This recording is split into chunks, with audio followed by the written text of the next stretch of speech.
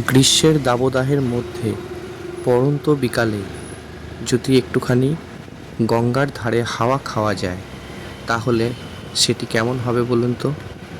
তো এরকমই একটি অনুভূতির সঙ্গে আজকে আমরা পরিচিত হতে যাচ্ছি। তো জয় মহাকাল, জয় বজরংবলী। কেমন আছেন বন্ধুরা সবাই? তো আজকে আমরা যাচ্ছি ব্যারাকপুরের মঙ্গল পাণ্ডে পার্ক, যেটি ব্যারাকপুরে অবস্থিত এবং গঙ্গার ধারে হওয়ায় সেখানকার ওয়েদার কিন্তু একটি অভূতপূর্ব ওয়েদার হতে চলেছে। পার্কের কত টাকা করে টিকিট, এছাড়া পার্কের ভেতরে কি কি রয়েছে, এই সমস্ত কিছু এই ভিডিওটির মাধ্যমে আপনাদের সঙ্গে আজকে আমরা শেয়ার করতে চলেছি। তো আপনারা ভিডিওটি পুরোটা দেখতে থাকুন, কোনো রকম স্কিপ না করে। টিকিট কাউন্টার থেকে একটু ভেতরে ডান দিকে অবস্থিত এই পার্কটি। তো এখানেও ঢোকার জন্য কিন্তু একটা টিকিট লাগে।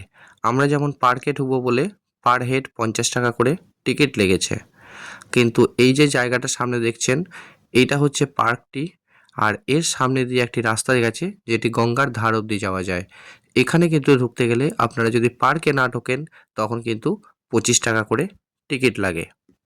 মানে টিকিট কাউন্টার থেকে আপনারা ঢুকতে গেলে যদি পার্কের ভেতরে ঢোকেন তাহলে 50 টাকা করে টিকিট, আর যদি টিকিট কাউন্টার থেকে সামনের দিকে গিয়ে গঙ্গার ধারে বসেন তাহলে আপনাদেরকে 25 টাকা করে টিকিট দিতে হবে। এরপর আসি যে এই পার্কের ভেতরে কি কি রয়েছে এবং এখানে আদৌ 50 টাকার যে টিকিটটা নেওয়া হচ্ছে পার্কের ভেতরে ঢোকার জন্য সেটা কি আদৌ বাস্তবসম্মত বা অ্যাকচুয়ালি অ্যাফোর্ডেবল কিনা। পার্কটিতে ঢোকার পর আপনি কিন্তু চারিদিকেই প্রচুর গাছগাছালি দেখতে পাবেন এবং বিভিন্ন রকম শেপ করে সেগুলিকে কিন্তু পার্কের সৌন্দর্য অনেকটাই বাড়ানো হয়েছে। আর পার্কে ঢোকার মুখেই ডান দিকে পাবেন মঙ্গল পাণ্ডের এই মূর্তিটি।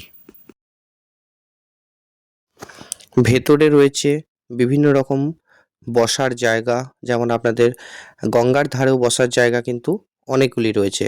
এখানে বসে কিন্তু আপনারা গঙ্গার তাজা হাওয়া খেতে পারেন। চলুন এখান থেকে সামনের দিক থেকে একটুখানি গঙ্গাটিকে আপনাদেরকে দেখাই। দেখুন সেই সময় কিন্তু সূর্যও অস্ত যাচ্ছিল, তাই কি সুন্দর লাগছে গঙ্গাটিকে। দেখুন পার্কটি কিন্তু এখানে অনেকটি ছোট, খুব সুন্দরভাবে সাজানো আছে, অনেক বসার জায়গা আছে, বাচ্চাদের খেলাধুলা করার জায়গা আছে, কিন্তু মানে যেটি 50 টাকা দিয়ে ঢুকেছি বলে যে একটা অনুভূতি হওয়া উচিত সেটি কিন্তু এখানে হয়নি।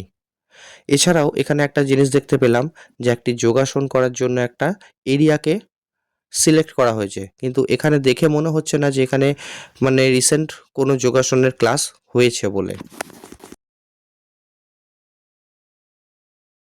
আর একটা যেটা বলছিলাম চিলড্রেন্স পার্ক, এখানে চিলড্রেন্স পার্ক রয়েছে, চিলড্রেনদের খেলাধুলা করার জন্য কিন্তু অনেক রকম জিনিস রয়েছে, কিন্তু এখানে কোনো রকম চিলড্রেন তো নেই, কারণ এখানে কিছু মানে সামাজিক পরিবেশের জন্য হয়তো বাচ্চাদেরকে তাদের বাবা মায়েরা নিয়ে আসতে পছন্দ করেন না।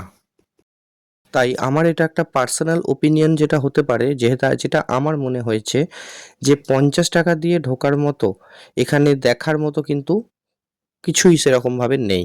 তাই 50 টাকা দিয়ে ঢোকাটা মানে ওর্থলেস। আর আপনারা যদি এখানে খাওয়া দাওয়া করতে চান তো ভেতরে কিন্তু একটি রেস্টুরেন্ট রয়েছে, যেটি পার্কের ভেতরে না ঢুকেও আপনারা অ্যাক্সেস করতে পারবেন। মানে আপনাদেরকে যে সামনের দিকে জায়গাটি দেখালাম সেই রাস্তাটি দিয়ে। এটি হচ্ছে রেস্টুরেন্টের মেনু কার্ড। এখানে কিন্তু সমস্ত রকম খাবার আপনারা পেয়ে যাবেন। আপনারা চাইলে প্রতিটা জিনিসের কেমন কি দাম রয়েছে সেটা কিন্তু আপনারা এই ভিডিওটিকে পজ করে দেখে নিতে পারেন। আমরা 4 জন এখান থেকে একটা করে মাসালা কোল্ড ড্রিঙ্কস দিয়েছিলাম, যার দাম পড়েছিল এখানে প্রতিটা গ্লাসের দাম 79 রুপিস করে। গঙ্গার ধারে বসে কোনো রেস্টুরেন্টে খাওয়া দাওয়া করার যে একটা অভিজ্ঞতা সেটা কিন্তু খুব সুন্দরভাবে আমরা বুঝতে পেরেছি। তো বন্ধুরা, আজকের আমাদের এই মঙ্গল পাণ্ডে পার্কের ভিডিওটি আপনাদের কেমন লেগেছে জানাতে ভুলবেন না কমেন্ট করে। আর যদি ভালো লাগে তো অবশ্যই লাইক করবেন, সাবস্ক্রাইব করে রেখে দেবেন পরবর্তীকালে আরও ভালো ভালো ভিডিও দেখার জন্য। তো বন্ধুরা, দেখা হচ্ছে আগামী ভিডিওতে, ততক্ষণের জন্য রাধে রাধে।